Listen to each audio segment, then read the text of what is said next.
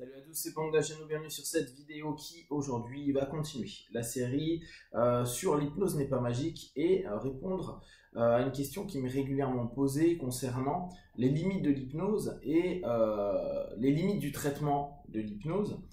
Et sous-entendu derrière, est-ce que l'hypnose peut tout traiter? Alors, comme à peu près, je pense, tous les hypnotistes, quand on débute et vraiment qu'on est passionné par cette discipline, on se dit, l'hypnose, il n'y a pas de limite, c'est-à-dire qu'on peut absolument tout traiter. Après, selon les écoles, on va vous dire éviter de le faire sur un psychotique, éviter de le faire sur des personnes qui ont un bas QI, etc. etc. Moi, de fil en aiguille, j'ai testé, ça pose pas de problème, on peut travailler avec. C'est-à-dire qu'on peut proposer un traitement avec. Ça ne veut pas dire que les traitements que l'on propose vont fonctionner.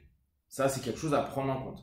Alors, de façon générale, quand on dit, mais avec l'hypnose, on peut faire quoi et on peut travailler sur quoi? Et ça, on l'a assez régulièrement, cette notion-là, de dire, bah, j'ai tel problème, est-ce que l'hypnose peut aider?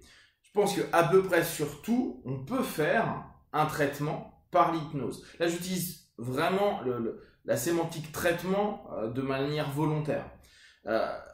Seulement, ça ne veut pas dire qu'il va y avoir une réussite ou un succès par rapport à tout ça. Il est important à prendre en compte que l'hypnose, même si on travaille sur des choses complètement spécifiques comme cette notion qu'on a dans la psyché et qu'on nous dit bah même avec la psyché on peut tout, on est capable de tout. Rester sur cette idée-là, c'est croire à une toute-puissance de la discipline. Et je vous l'avais dit dans une vidéo il y a quelques années, je crois, j'étais tombé sur des personnes qui disaient non mais moi je soigne le cancer, moi je soigne la sclérose en plaques, moi je soigne ceci, ceci, cela.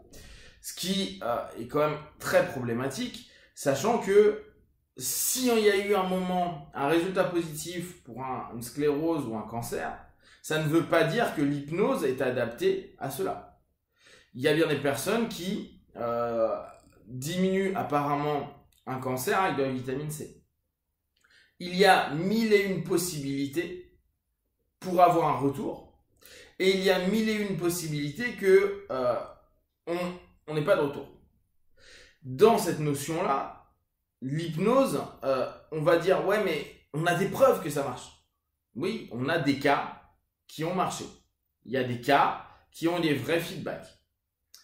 Le problème, c'est qu'on a généralisé ces cas comme quelque chose de réel. Et donc, on vend parfois à nos partenaires, et surtout on se vend à nous en tant que praticiens, ce truc de se dire, bah attends, ça a marché là-dessus, ça marchera sur tout.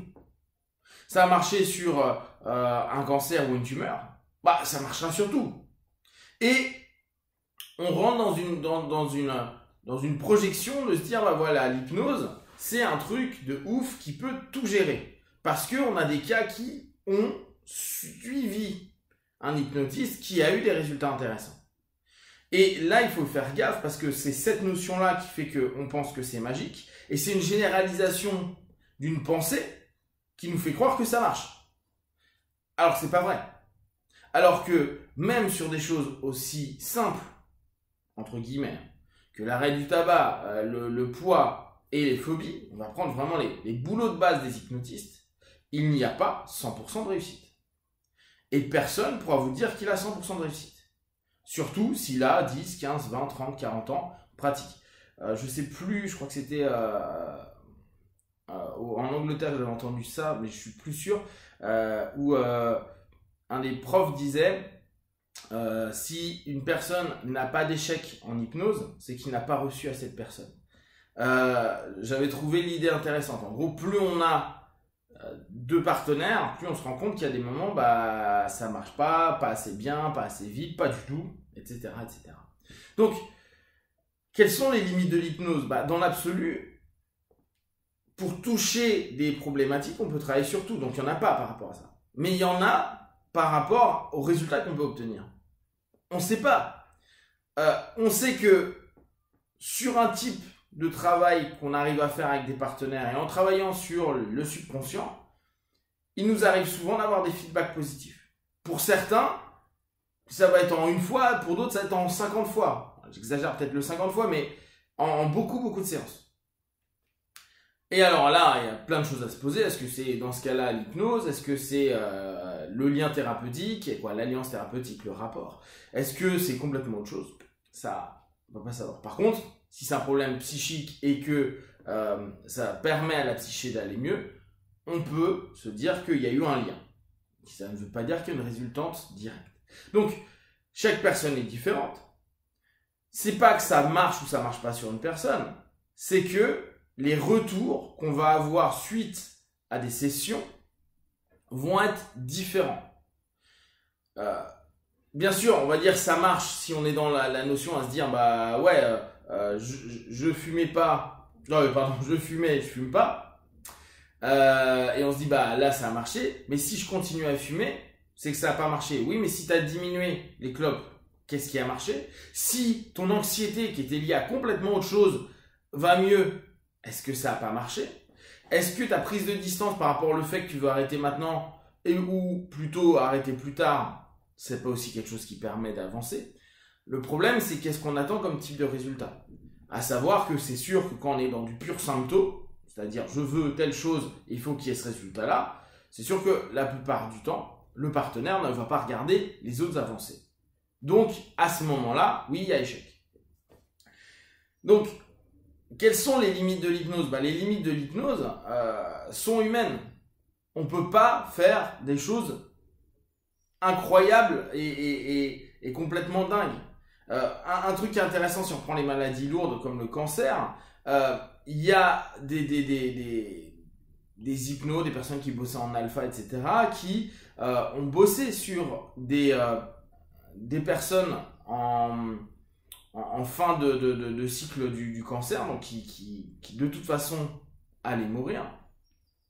Et c'est Simonton, hein, et a permis à certaines personnes de vivre 2, 3, 4 ans plus que ce qui était donné initialement, au travers de boulot avec le subconscient, de visualisation, etc.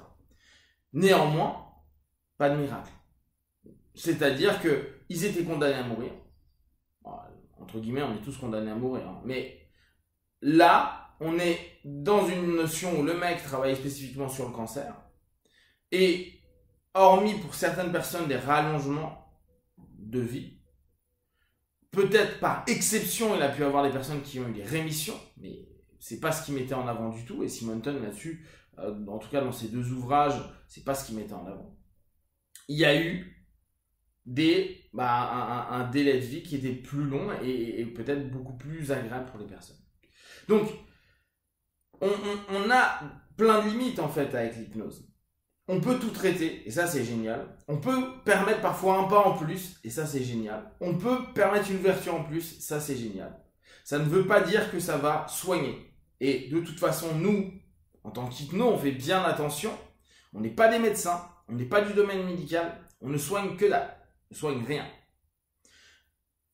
On apporte une aide supplémentaire. On a une discipline complémentaire et ça nous va souvent très très bien. À partir de là, dire bah voilà, moi j'ai fait de l'hypnose, j'ai un gros truc et qu'avec l'hypnose je vais m'en sortir. Ouais non, c'est qui tout double. Oui mais ou qu'avec un boulot sur la psycho ou sur l'énergétique, hein, là je parle de l'hypnose mais c'est de manière générale. Ouais non, c'est possible. Je suis pas en train de dire que c'est pas ça se fera pas. Néanmoins, il faut avoir conscience que c'est pas magique, que c'est pas une panacée, que c'est pas un absolu. Et donc que les retours peuvent ne pas être du tout ce qu'on attend. Pour autant, ça peut permettre à beaucoup de personnes de trouver de l'apaisement, gérer des douleurs, mettre de la distance sur beaucoup de choses de leur vie, etc. etc. Et même si c'est des traitements lourds et des problématiques lourdes qui se passent, bah, ça permet un mieux vivre ou un accompagnement vers la fin de vie qui est beaucoup plus apaisé et beaucoup plus en phase. Après, bien sûr, vous pourrez toujours me dire « Ouais, mais avec l'hypnose ou avec le travail sur la psyché ou sur l'énergétique, on a vu que X maladies ont été complètement supprimées et que les gens vont mieux. » Mais à mes yeux, aujourd'hui, sur une petite vision du temps, sur plusieurs années, on va dire. Oui, non, quoi, faut pas garder ça en tête comme étant la clé, même si on sait que c'est toujours important d'avoir une intention qui est hyper positive pour se dire qu'on va sortir de quelque chose.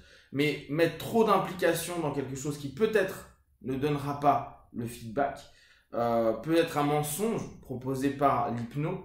Dans un premier temps, comme une idée de se dire, bah ouais, mais au moins ça va lui permettre de croire en quelque chose.